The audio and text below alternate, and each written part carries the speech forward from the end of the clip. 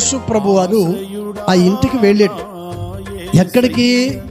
లాజరు, Martha, Mariya వారి ఇంటికి యేసు ప్రభు వారు వెళ్ళారు. అక్కడికి వెళ్ళిన తర్వాత వాళ్ళ బాధలన్నీ చెప్పుకున్నారయ్యా, నువ్వు ఉండి బాగుండు, అతను చనిపోయేవాడు కాదు అని చెప్పి ఈ విషయం వాళ్ళను ఓదార్చి ఒక మాట చెప్పాడు. సమాధి ఎక్కడ ఉంది నాకు చూపించండి అన్నాడు. అప్పుడు మీరు నమ్ముతున్నారా అంటాడు. దేని విషయంలో?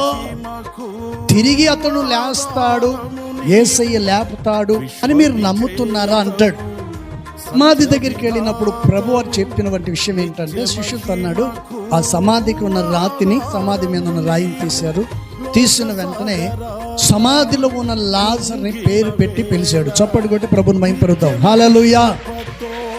ఎప్పుడైతే యేసు ప్రభు వారు పేరు పెట్టి పిలిచాడో వెంటనే లాజరు ఏం చేశాడన్న, పేత వస్త్రములు గలవాడై బయటికి వచ్చాడు. నన్నిటికంటే నువ్వు గొప్ప కార్యం చూస్తావన్నాడు.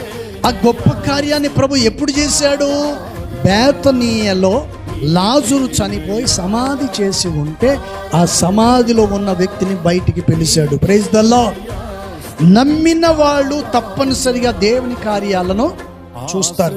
చూడాలి అనుకునే వాళ్ళు విశ్వాసము కలిగి, మెలుకు కలిగి, నమ్మకంగా దేవుని సన్నిధిలో జీవించాలి.